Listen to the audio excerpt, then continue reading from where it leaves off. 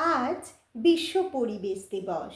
আমার সকল ইউটিউব ফ্রেন্ডসদের জানাই বিশ্ব পরিবেশ দিবসের আন্তরিক শুভেচ্ছা এবং অভিনন্দন।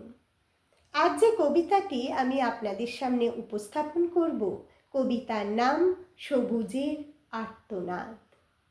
পৃথিবীর যত আবর্জনা, যত ধুলো ধোঁয়া, সব কিছু শোষণ করে নিজ দেহে পৃথিবীকে রাখে নির্মল স্নিগ্ধতায় ভরা। প্রকৃতিতে ছড়িয়ে দেয় অফুরন্ত বিশুদ্ধ বাতাস, অফুরন্ত প্রাণবায়ু পেয়ে বেঁচে থাকে পৃথিবীর সকল প্রাণের শ্বাস।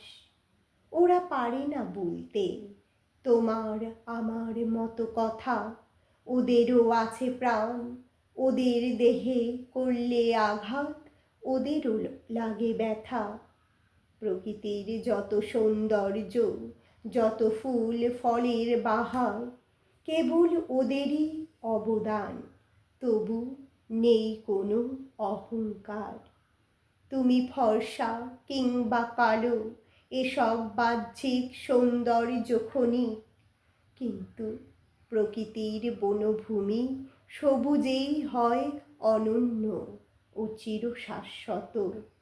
যত বন, যত তৃণক্ষেত্র, সকলেই সবুজ বর্ণে রাঙা।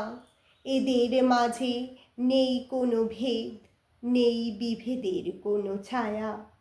তবুও মানুষ নিজের স্বার্থে কেটে ফেলে সবুজ অরণ্য। তখনই প্রকৃতি গর্জে ওঠে, নেমে আসে দুর্যোগ অনন্য। ভূমিকম্প, খরা, ঝড় ঝঞ্ঝা ছড়িয়ে পড়ে দিকে দিকে।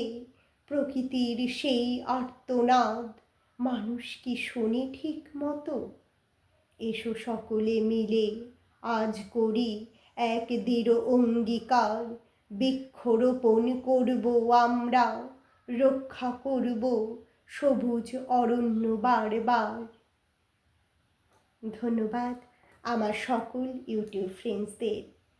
আজকে এই বিশ্ব পরিবেশ দিবসের একটি দৃঢ় অঙ্গীকার হলো আমরা সকলে বৃক্ষরোপণ করব, এবং একটি গাছ একটি প্রাণ, তা তো অবশ্যই।